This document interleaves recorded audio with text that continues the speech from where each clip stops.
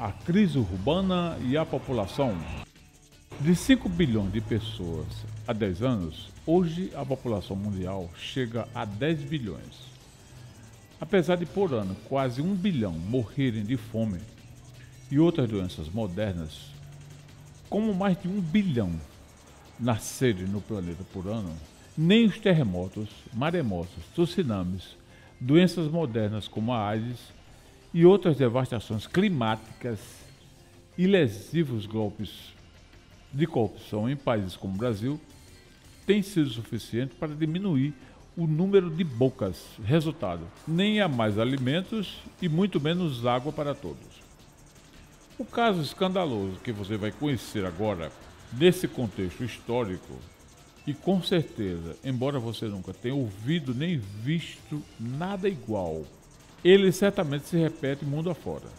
Porque não foram robôs nem o clima que o provocaram, mas pessoas de carne e osso. E como tudo acontece no reinado da impunidade, os seus autores continuam livres, soltos e ricos, passeando para cima e para baixo dentro dos seus carrões, morando na orla marítima de qualquer país e influenciando decisões de governo. A causa disso foi um terremoto? Não. Foi um maremoto? Não. Foi um tsunami? Não. Segure-se onde estiver para não cair de susto. Mesmo assim, acredite se quiser. No conjunto da Coab de Cruz das Almas, em Maceió, Alagoas, perto de 3.500 pessoas moram literalmente em cima de um poço, um grande poço de merda. Essa quantidade de cocô começou a crescer desde 1967, há 45 anos, quando o conjunto foi entregue à população pelo então governador Divaldo Surajê. Hoje o conjunto fica localizado entre os bairros de classe média, como Mangabeiras e Jacarecica. De lá para cá, as 800 casas de então aumentaram para 1.800 unidades, com construção de prédios e outras ampliações. Hoje moram perto de 3.500 pessoas no conjunto. Como sumiu a verba destinada ao saneamento, debaixo do solo, perto de 4 metros de profundidade, se acumulam mais de 1.000 toneladas de bosta. Quando chove, ela esborra por tudo quanto é buraco, tornando a fedentina insuportável. São produzidos 26,2 toneladas de merda por ano. Todo esse material orgânico deveria ser escoado por uma estação de tratamento que seria interligada à de Jacarecica, Jatiuca e Pajuçara, em demanda ao terminal sanitário de Maceió, também não concluído, implantado na praia do Pontão da Barra.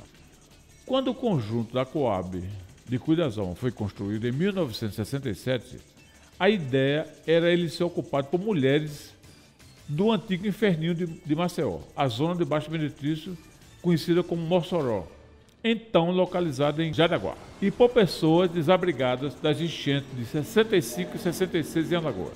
Ninguém queria morar tão distante do centro de Maceió. Nessa época, Cruz das Almas era periferia, mas hoje é um bairro litorâneo privilegiado. Privilegiado? Sim. Os moradores moram bem pertinho da praia, mas não podem se banhar. Os toletes de merda, a menos de 10 metros da margem, são devolvidos por bagres que adoram merda. Mesmo assim, há pescadores que lançam suas iscas ao mar, pescam bagres abarrotados de cocô, limpam, fritam e comem ali mesmo com cachaça. Como a burguesia costuma dizer que miséria pouca é bobagem, há 4 anos, veja a sacanagem da empresa envolvida nessa trama contra os moradores do conjunto da Coab de Cruz das Almas. Ela gastou 5 milhões para fazer o saneamento, comeu a verba do governo Teotônio Vilela, abriu uma enorme valeta numa das ruas em direção à praia e descobriu que o nivelamento do escoamento de águas sujas e de dejetos estava abaixo do outro encanamento que se originava na praia. Por isso, as águas do mar passaram a entrar no conjunto. A empresa exigiu mais recursos para fazer a topografia correta. O governo não liberou a verba. nem exigiu que ela corrigisse o seu erro.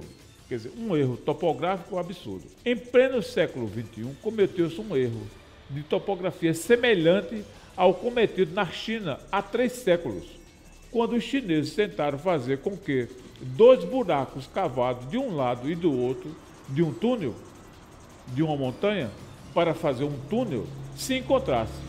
Mas lá na China, há 3 séculos, os 2 buracos não se encontraram. Para dar impressão ao governante de que a obra estava concluída, fizeram um desenho de um cavalo saindo de um buraco, mas não deixaram que o governante se aproximasse para não perceber a gafe. E assim, o governante, que era o imperador, saiu de lá satisfeito com a inauguração, dizendo que aquela tinha sido a sua principal obra de engenharia.